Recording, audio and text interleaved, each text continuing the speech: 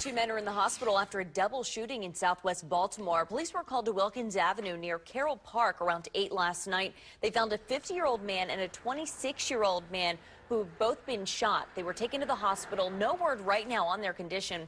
Police are still searching for suspects. Anyone with information is asked to call Metro Crime Stoppers at 1-866-7-LOCK-UP.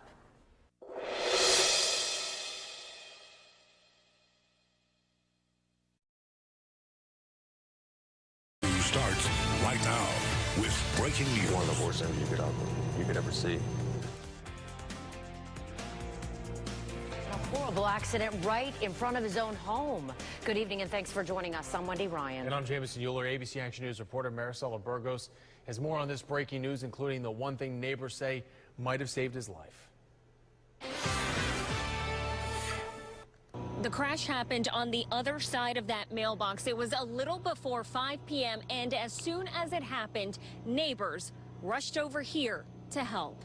Polk County deputies say 5-year-old Austin Crawford and his sister were on their bikes in a neighbor's driveway when Austin rode onto Saddlewood Boulevard into the path of a pickup. One of the worst things you could ever see. Philip Dagan had just come home from work and saw a crowd of people standing on his driveway. He noticed Austin on the ground and saw his family. Her fiance tried to do CPR for a while. He got tired.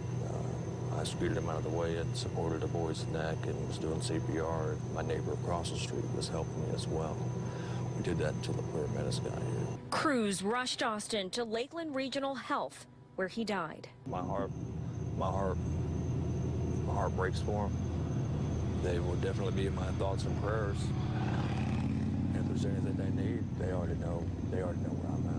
That same neighbor wants speed bumps and the speed lowered along this road. Deputies have not said speed was a factor in this crash. They continue to investigate. At this point, they're saying this seems to be a tragic accident. Maricela Burgos, ABC Action News. Defense officials announced the Navy destroyed 3 targets in Yemen in retaliation for 2 missile attacks on U.S. ships in the past week.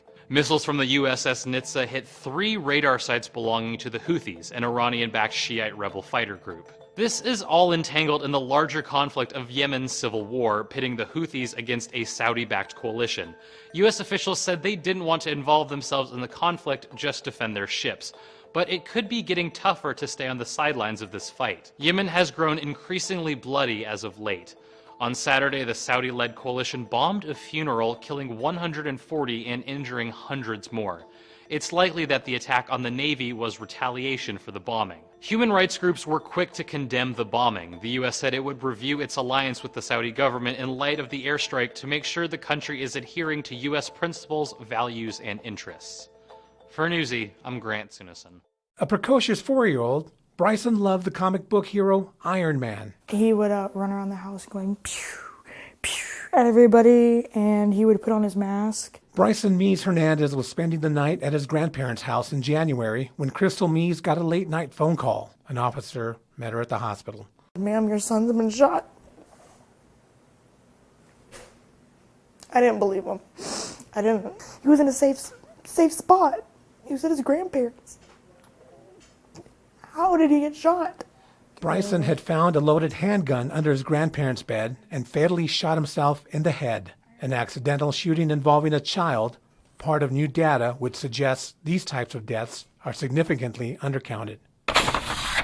An AP USA Today network investigation found that in 2014 there were 113 unintentional shooting deaths involving children.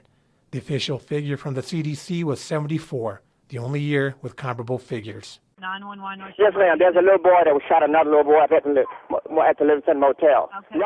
4-year-old Cameron Price died last year when his 6-year-old brother found a pistol in a $30 a night hotel where adults had been using drugs. Cameron was there with his brother and family. The boy told police he pushed what he called the bad button. He understood his brother wasn't coming home. I don't wish that on anybody, but it's continuing. And I mean, we have small kids that are losing their life. We have teenagers that are losing their life. He was just an angel that was on borrowed time. The AP and USA Today found 326 deaths over 2.5 years of data that revealed startling patterns. Deaths and injuries increase for children under 5.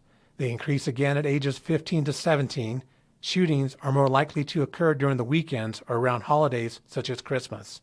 Never put the finger on the trigger until you're actually ready to shoot. Research by the federal government has been curtailed after a National Rifle Association-supported law enacted 20 years ago cut the CDC's funding for research into gun violence. The NRA, in a statement, says about the law that it's not opposed to such research, but opposes advocacy disguised as research. The NRA says safety has been at the core of the NRA mission since its inception. Mark Rosenberg led the CDC's research into gun violence in the 1990s. He says research into unintentional firearm shootings can save lives. You can do both. You can prevent gun violence without taking everyone's guns away. He got these for Christmas, and he never actually got to play with them. Bryson's death has prompted Crystal Meads to seek tougher penalties in Texas against adults who allow children access to loaded firearms. The only way to protect this from happening is to pick your guns up, put them up top, do not store them loaded. Lessons which have been learned through tragedies, not government research. Peter Banda, Associated Press, Houston.